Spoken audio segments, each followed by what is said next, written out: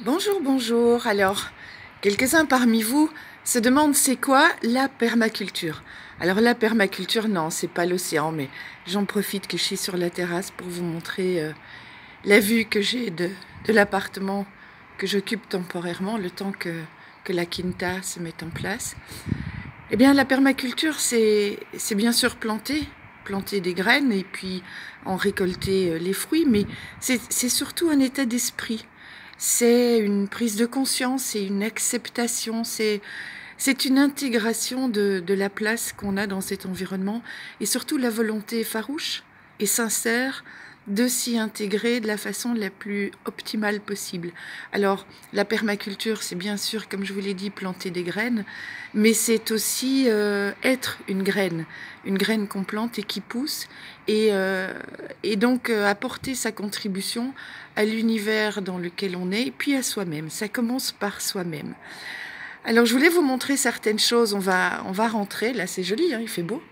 Et je vais vous montrer certaines choses, vous montrer à quoi ressemble ma salle à manger. La permaculture telle qu'on le conçoit dans son acceptation aujourd'hui, donc en dehors de la philosophie, mais c'est l'aménagement et surtout le design. Alors voilà, là il y a plein de cartes. Je vais vous montrer comment je fais. J'ai commencé par agrandir le plan du topographe. C'est ici, je vais essayer de vous montrer. Ici, c'est la partie avec les bâtis. Donc là, on a la quinta, le garage et ce qui est actuellement la salle de bain. Et puis la dégâts. Et tout le reste, là, c'est libre. Non, il y a ici une bergerie, mais elle va disparaître parce qu'elle est vraiment encombrante.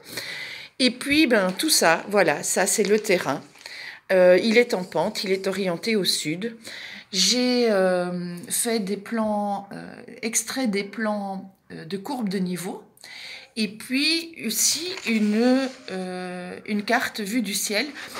Alors pour vous montrer, la quinta, eh bien, elle est ici. Donc ça, c'est la ferme, ça, c'est la dégâts, ça, c'est la bergerie qui va tomber. Et la propriété, elle est comme ça.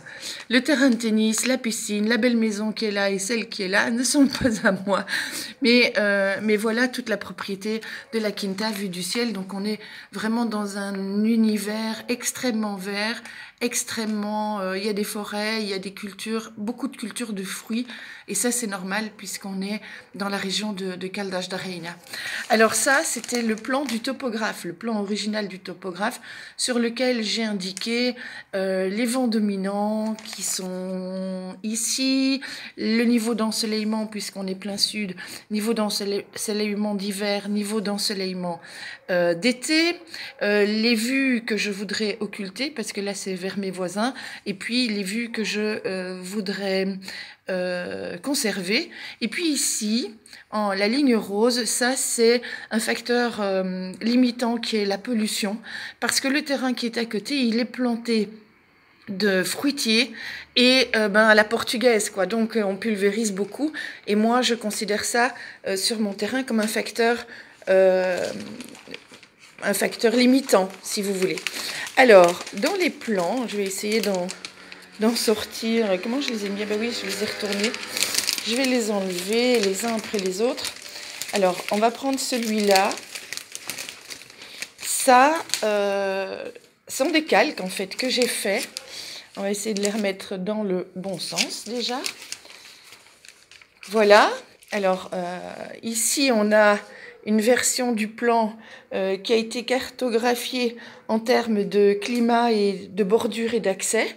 Donc, on a toujours le bâti. Ici, on a la route avec un vent du nord relativement puissant, mais qui s'infiltre seulement sur le terrain par le couloir créé entre la dégâts et la maison.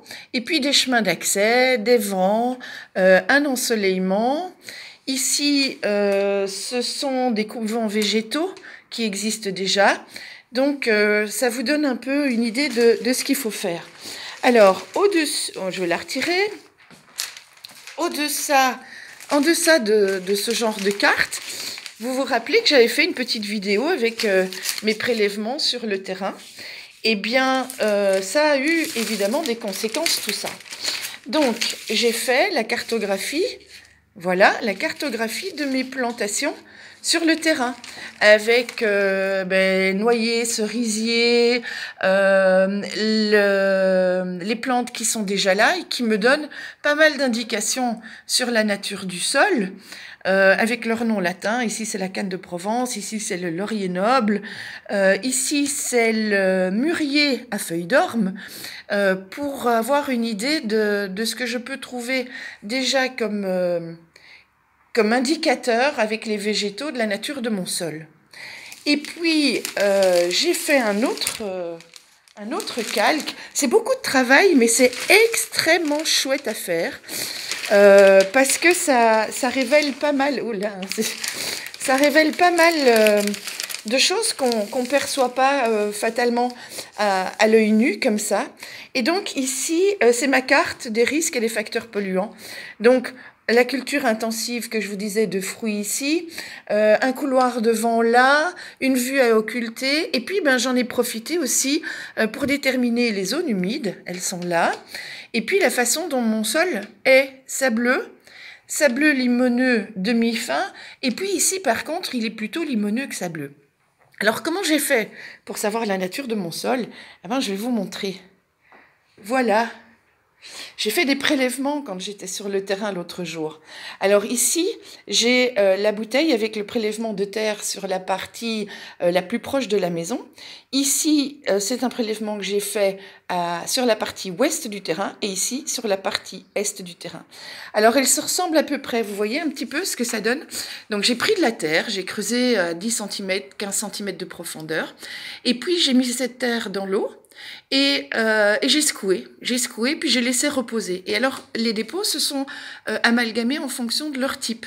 Donc ici, par exemple, la partie un peu granuleuse, c'est du sable.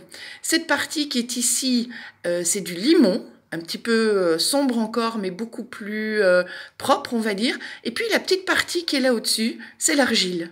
Et donc en mesurant, en faisant la proportion des sables, des limons et des argiles dans ma terre, j'ai pu déterminer la nature de mon sol.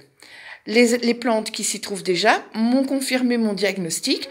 Et donc voilà, la permaculture, le projet de design en tout cas, c'est ça. Alors je suis occupée à faire d'autres projets, à avancer dans mon projet et à déterminer les zones favorables ou défavorables pour les plantations, en utilisant les structures existantes et en aménageant des accès qui vont être importants aussi. Je vous en parlerai plus quand j'avancerai dans mes plans. En tout cas, vous voyez que ça avance en attendant que l'acte authentique de la propriété puisse se faire. On ne chôme pas à la Quinta de Barradas, on travaille et c'est vraiment, vraiment chouette à faire. Je me tiens à la disposition de ceux qui ont envie d'apprendre ça parce que c'est vraiment quelque chose d'extrêmement, extrêmement fun. Voilà, je vous souhaite une bonne journée et puis je vous dis à bientôt.